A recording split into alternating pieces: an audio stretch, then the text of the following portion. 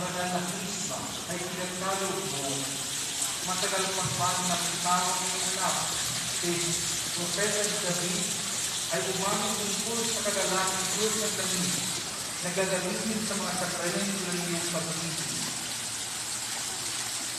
Nung magunaw sa baha ang makasarang daigdig, kay Rimwe ay linuog mong kalakatin makabilang sa daya ng kanyang sukat, ang pantay na suliho, upang ipagwasin ang kagalapang kapayapang sa loob mo.